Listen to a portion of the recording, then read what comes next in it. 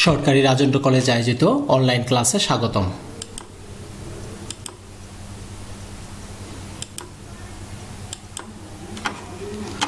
আজকের বিষয় পদার্থবিজ্ঞান দ্বিতীয় পত্র, অধ্যায় দ্বিতীয়, স্থির তড়িৎ।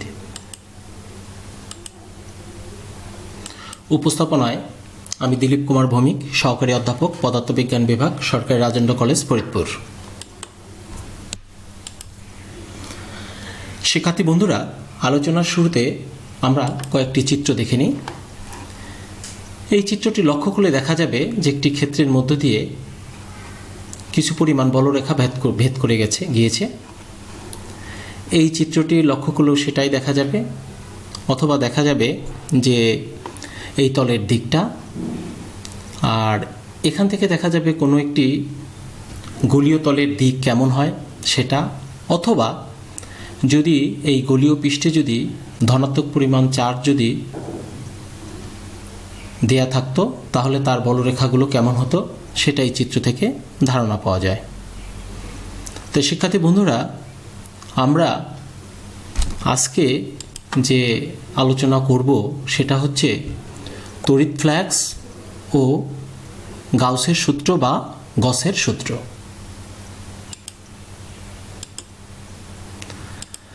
আমরা এই আলোচনা শেষে যেটা শিখব সেটা হলো তড়িৎ ফ্লাক্স কী সেটা ব্যাখ্যা করতে পারবো, গসের সূত্র কী সেটা ব্যাখ্যা করতে পারবো, আর গসের সূত্র থেকে কুলম্বের সূত্র প্রতিপাদন করতে পারবো। শিখব।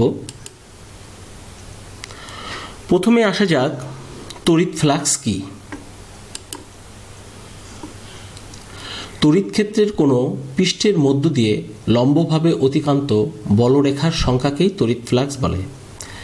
একে ফাই দ্বারা প্রকাশ করা হয় এবং গাণিতিকভাবে লেখা যায় phi is equal to close integration S মানে সারফেস ই ডট ডিএস। তো শিক্ষার্থী বন্ধুরা, এই ক্লোজ ইন্টিগ্রেশন এটা সম্পর্কে আমি পরের স্লাইডে আলোচনা করব। তাহলে আমরা দেখতে পেলাম যে ফাই সমান সমান ক্লোজ ইন্টিগ্রেশন এস, এই ক্ষেত্র দিয়ে ভেদ করে যাচ্ছে, এই ক্ষেত্র দিয়ে তার চেয়ে বেশি যাচ্ছে, এই ক্ষেত্র দিয়ে তার চেয়ে বেশি যাচ্ছে, এই ক্ষেত্র দিয়ে তার চেয়ে বেশি যাচ্ছে। তাহলে আমরা যদি তুলনামূলক আলোচনা করি তাহলে কোনটি দিয়ে সবচেয়ে বেশি তড়িৎ বলরেখা যাচ্ছে, তাহলে আমরা বলতে পারবো যে এই ক্ষেত্রের মধ্য দিয়ে সবচেয়ে বেশি তড়িৎ বলরেখা যাচ্ছে। তাহলে এই তড়িৎ বলরেখা এই ক্ষেত্রের মধ্য দিয়ে বেশি যাওয়ার জন্য এর ফ্লাক্স ডেনসিটি বেশি, আর ফ্লাক্স ডেনসিটি বেশি হওয়ার মানে হচ্ছে ক্ষেত্রটা শক্তিশালী। তাহলে এটার তুলনায় এটা শক্তিশালী, এটার তুলনায় এটা শক্তিশালী, এটার তুলনায় এটা শক্তিশালী। তাহলে আমরা দেখতে পেলাম যে কোনো ক্ষেত্রের মধ্যে দিয়ে যে বলরেখাগুলো লম্বভাবে যে প্রবেশ করে তার সংখ্যাই হচ্ছে তড়িৎ ফ্লাক্স, আমরা গত স্লাইডে বলেছি। ঠিক যেমন আমরা যদি ঘরের জানালাকে চিন্তা করি, জানালার এক পাশে থাকে হচ্ছে বাইরের সাইড আর অন্য পাশে হচ্ছে ভিতর সাইড। যদি বাইরের সাইডে আলো যত বাড়বে ভিতরের ঘর তত আলোকিত হবে, বাইরের সাইডে যত আলো বাড়বে ভিতরের ঘর তত আলোকিত হবে। তদ্রূপ এই যে ক্ষেত্রের মধ্য দিয়ে যত পরিমাণ তড়িৎ বলরেখা গমন করবে তার ফ্লাক্স ডেনসিটি তত বাড়বে। তাই এটা শিক্ষার্থী বন্ধুরা তোমরা নিশ্চয়ই বুঝতে পেরেছ। এবার আবদ্ধ পৃষ্ঠের বেলায় ফাই ধনাত্মক হবে যদি তলের সর্বত্র বলরেখাগুলো বহির্মুখী হয়। তাহলে এটাকে যদি আমরা আবদ্ধ পৃষ্ঠ চিন্তা করি এবং এই বলরেখাগুলো যদি বহির্মুখী হয় তাহলে ফাই কী হবে? ফাই হবে ধনাত্মক। আবার বলরেখাসমূহ পৃষ্ঠের দিকে নির্দিষ্ট হলে, অর্থাৎ যদি পৃষ্ঠের মধ্যে অন্তগামী হয় বা দিকে নির্দিষ্ট হয় তাহলে ফাই হবে ঋণাত্মক। তাহলে শিক্ষার্থী বন্ধুরা, তোমরা বুঝতে পারলে অনুধাবনমূলক প্রশ্ন যদি আসে যে তড়িৎ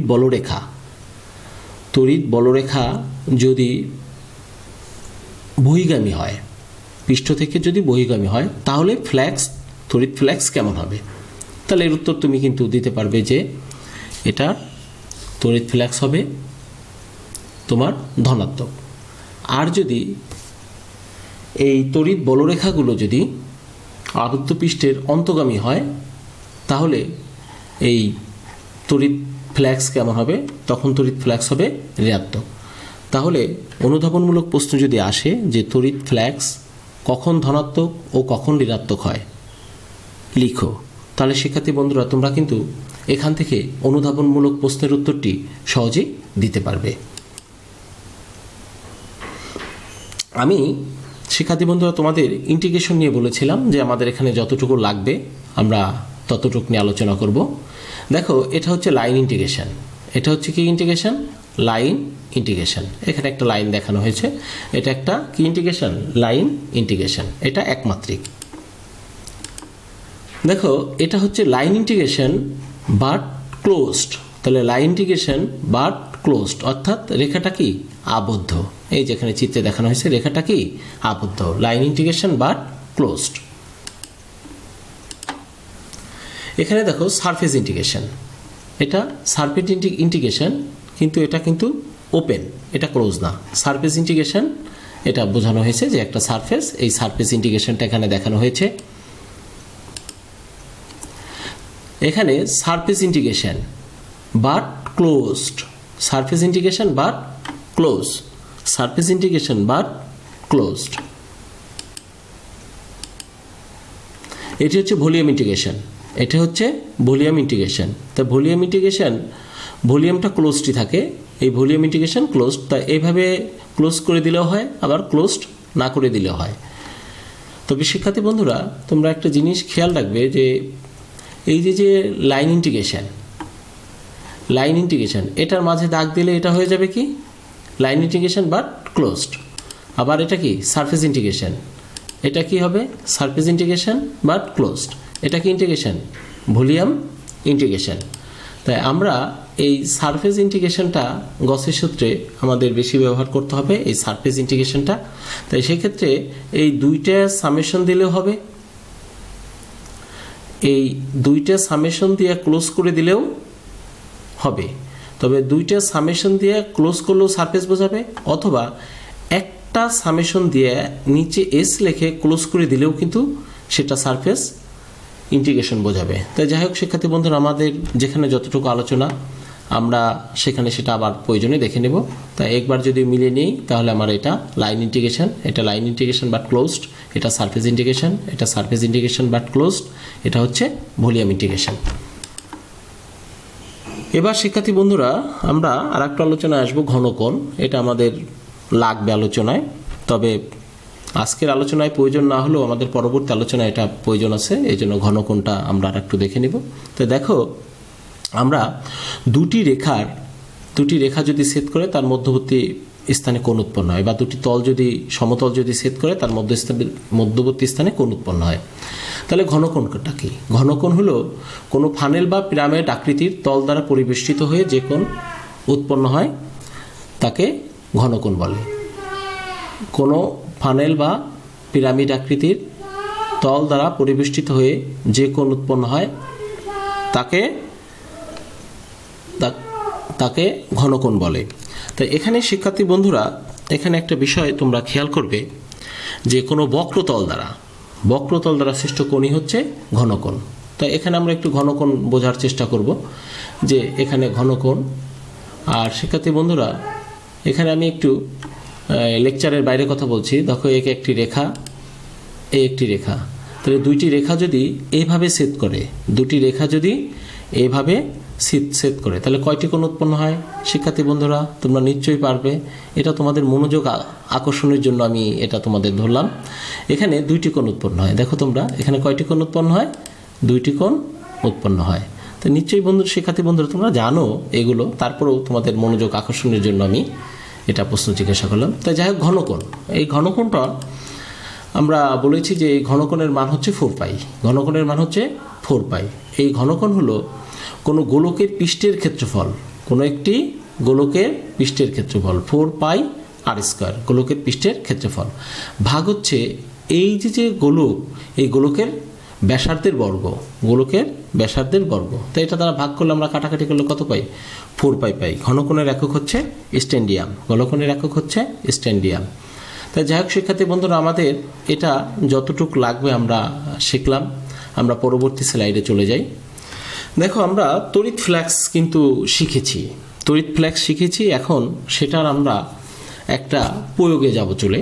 প্রয়োগ বা এখানে উচ্চতর দক্ষতার প্রশ্ন হতে পারে যে দেখো আর ব্যাসার্ধ বিশিষ্ট একটি কাল্পনিক সিলিন্ডার একটি সমপ্রাবল্য বিশিষ্ট তড়িৎ ক্ষেত্র ই এর মধ্যে নিমজ্জিত করা হয়েছে।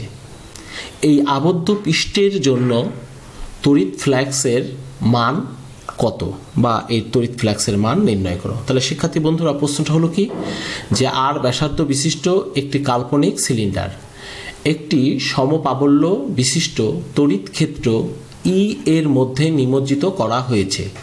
এই আবদ্ধ পৃষ্ঠের জন্য তড়িৎ ফ্ল্যাক্সের মান কত, এটা শিক্ষার্থী বন্ধুরা আমরা নির্ণয় করব। তাই এটা নির্ণয় করার পূর্বে তোমরা খুব সুন্দরভাবে খেয়াল করবে যে এটা কীভাবে নির্ণয় করা হলো। তো দেখো আমরা প্রথমেই একটি সিলিন্ডার বিবেচনা করি। এই সিলিন্ডার এর ব্যাসার্ধ আর, এটি একটি সিলিন্ডার, এর ব্যাসার্ধ আর আমরা বিবেচনা করলাম। এটাকে তড়িৎ ক্ষেত্র ই এর মধ্যে নিমজ্জিত করা হয়েছে। তাই তড়িৎ ক্ষেত্র ই থাকলে তার একটি দিক থাকবে। তাহলে ধরি এই ই এর দিক বাম থেকে ডান দিকে, এই যেখানে বাম থেকে ডান দিকে। তাহলে এই যে সিলিন্ডার, এই সিলিন্ডারের তিন ধরনের পৃষ্ঠ আছে। এই বাঁ পাশের পৃষ্ঠটা হচ্ছে এ, এই মাঝের পৃষ্ঠ যেটা বক্রপৃষ্ঠ এটা হচ্ছে বি, ডান পাশের পৃষ্ঠটা হচ্ছে সি। তাহলে কয়টি পৃষ্ঠ? তিনটি পৃষ্ঠ। একটা হচ্ছে বাম পাশের পৃষ্ঠ হচ্ছে কত? এ পৃষ্ঠ। মধ্যের বেল্লাকার পৃষ্ঠ হচ্ছে কি পৃষ্ঠ? বি পৃষ্ঠ। আর ডান পাশের পৃষ্ঠ হচ্ছে কি পৃষ্ঠ? সি পৃষ্ঠ। তাই এই পৃষ্ঠের ক্ষুদ্র অংশ যদি আমি ডিএস বিবেচনা করি, কত? ডিএস আমি বিবেচনা করলাম প্রত্যেকটি অংশের জন্যই। তাহলে এই ডিএস পৃষ্ঠের দিক হবে এই দিকে, এই দিকে, অর্থাৎ হাতের বাঁ দিকে ডিএস পৃষ্ঠের দিক হবে। তা এই বি পৃষ্ঠের দিক হবে কোন দিকে? এই দিকে, উপরের দিকে। আর বক্রপৃষ্ঠের পৃষ্ঠের দিক আলোচনার সুবিধার্থে উপরে ধরাই ভালো, তাতে গাণিতিক সমস্যার সমাধান করতে সুবিধা হয়। আর সি পৃষ্ঠের দিক হবে কোন দিকে? সি পৃষ্ঠের দিক হবে এরকম ডান দিকে, এরকম ডান দিকে। তাহলে শিক্ষার্থী বন্ধুরা এখানে একটা বিষয় কিন্তু খেয়াল করতে হবে যে তড়িৎ ক্ষেত্র ই এর দিক ছিল সবসময় কোন দিকে? এখানে ডান দিকে। তাহলে তড়িৎ ক্ষেত্র ই এর দিক হচ্ছে কোন দিকে? ডান দিকে। তাহলে ই এর দিক হচ্ছে ডান দিকে, এই পৃষ্ঠের দিক হচ্ছে, এই পৃষ্ঠের ডিএস অংশের দিক হচ্ছে বাম দিকে। তাহলে এই এ পৃষ্ঠের জন্য এই ক্ষুদ্র পৃষ্ঠ ডিএস এবং ই এর মধ্যবর্তী কোণ কত? 180 ডিগ্রি। শিক্ষার্থী বন্ধুরা তোমরা একটু খেয়াল করো, আবার আমি বলছি যে এখানে এই পৃষ্ঠের দিক হচ্ছে কোন দিকে? এই যে বাম দিকে। আর তড়িৎ ক্ষেত্র ই এর দিক হচ্ছে কোন দিকে? ডান দিকে। তাহলে এই দুটোর মধ্যবর্তী কোণ কত? মধ্যবর্তী কোণ হচ্ছে 180 ডিগ্রি। তাই শিক্ষার্থী বন্ধুরা তোমরা কিন্তু এটা বুঝতে পেরেছ। তাই এখানে আবার দেখো, এখানে ডিএস এর দিক কোন দিকে? উপরের দিকে। তড়িৎ ক্ষেত্রের দিক কোন দিকে? ডান দিকে। তাহলে মধ্যবর্তী কোণ কত বলো? মধ্যবর্তী কোণ হচ্ছে 90 ডিগ্রি। আবার এই ডান পাশের সি পৃষ্ঠের দিক দেখো, যে সি পৃষ্ঠের ডিএস এর দিক হচ্ছে কোন দিকে? ডান দিকে। আর ই এর দিক কোন দিকে? ডান দিকে। তাহলে ই এবং ডিএস এর মধ্যবর্তী কোণ কত? 0 ডিগ্রি। আমি আবার বলছি, ই এর দিক হচ্ছে ডান দিকে, ডিএস এর দিক হচ্ছে সেটাও ডান দিকে। তাহলে মধ্যবর্তী কোণ কত? 0 degree.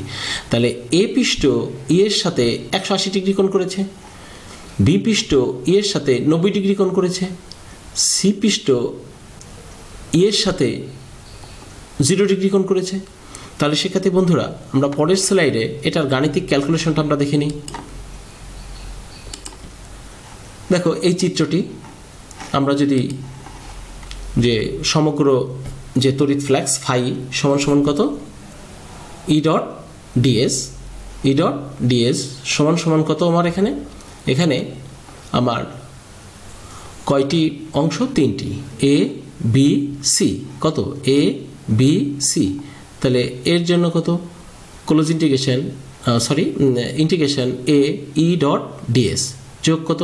Integration E dot DS B যোগ integration E dot DS C. তাহলে এ পৃষ্ঠের জন্য এই অংশ, বি পৃষ্ঠের জন্য এই অংশ, সি পৃষ্ঠের জন্য এই অংশ। তো পরের লাইন আসা যাক। এখানে এই পৃষ্ঠের মধ্যে ই এবং ডিএস এর মধ্যবর্তী কোণ কত শিক্ষার্থী বন্ধুরা? 180 ডিগ্রি। তাহলে এটা ভেক্টর ডট গুণন অনুযায়ী লেখা যায় ই ডিএস কস 180 ডিগ্রি যোগ কত ই ডিএস কস 90 ডিগ্রি।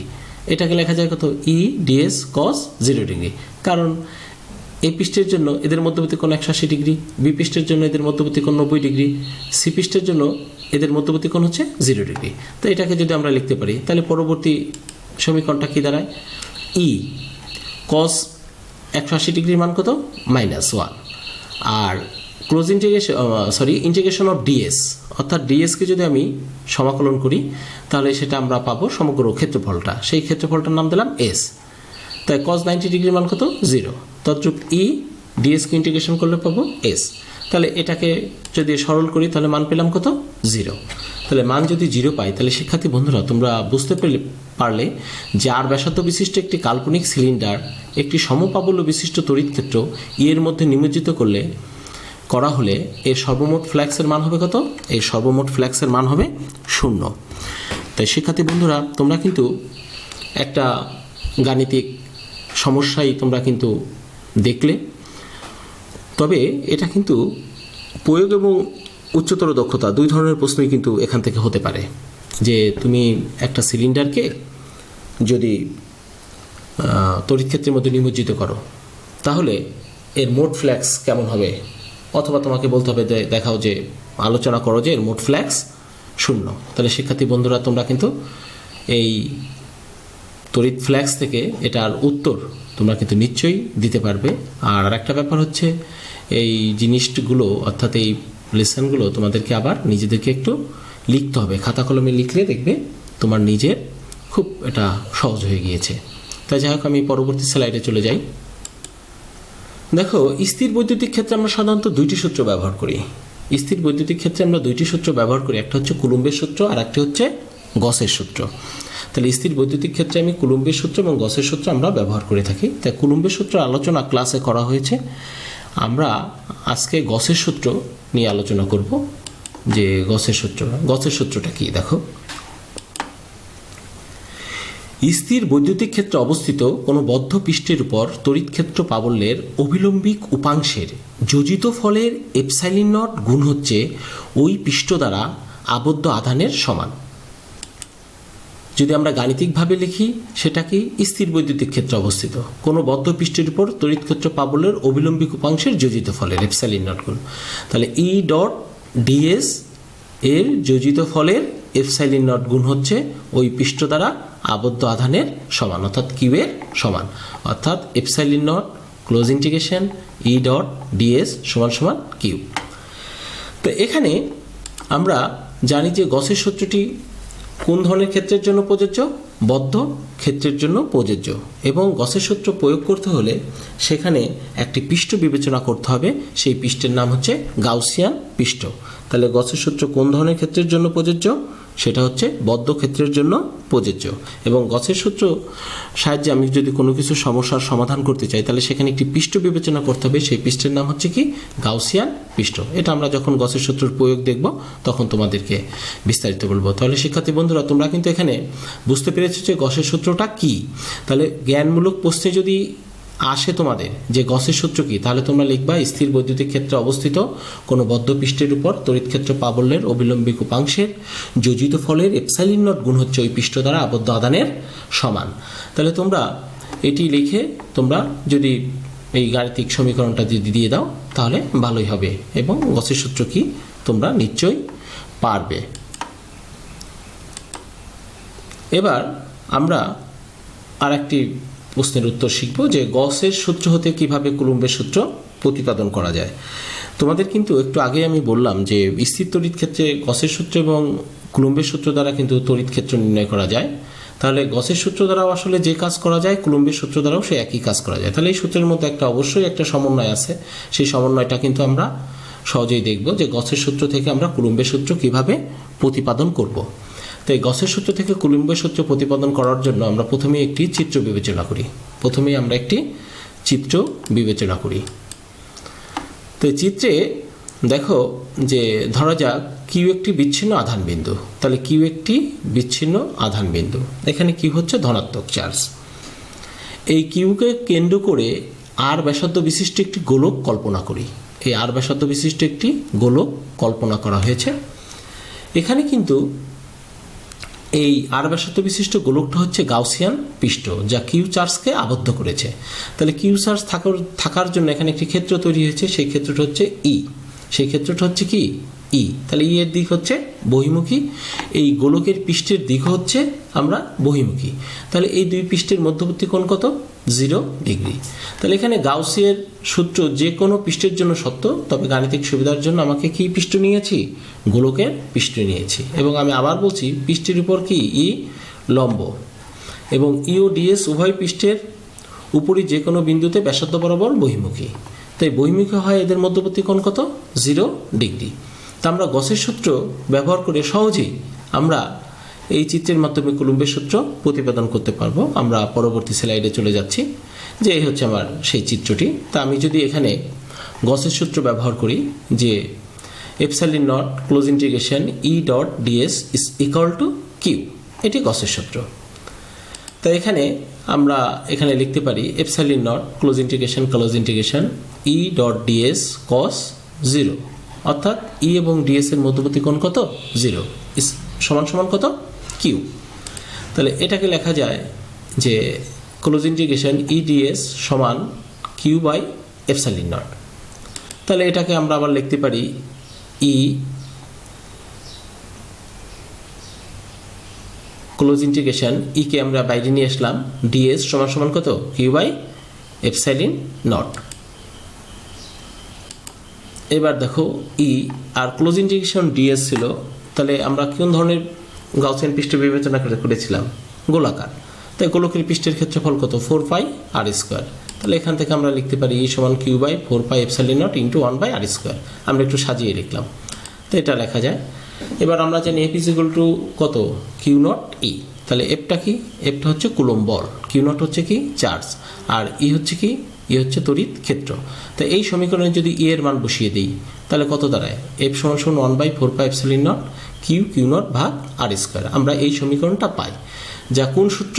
যেটা হচ্ছে কুলম্বের সূত্র, যেটা হলো কুলম্বের সূত্র, যে দুটি চার্জের মধ্যকার আকর্ষণ বল চার্জের গুণফলের সমানুপাতিক এবং এদের মধ্যবর্তী দূরত্বের বর্গের ব্যস্তানুপাতিক। তো এটা আমরা কিভাবে পেলাম? এটা আমরা পেলাম দেখো গসের সূত্র হতে। তাহলে গসের সূত্র থেকে কুলম্বের সূত্র কিভাবে প্রতিপাদন করা যায়?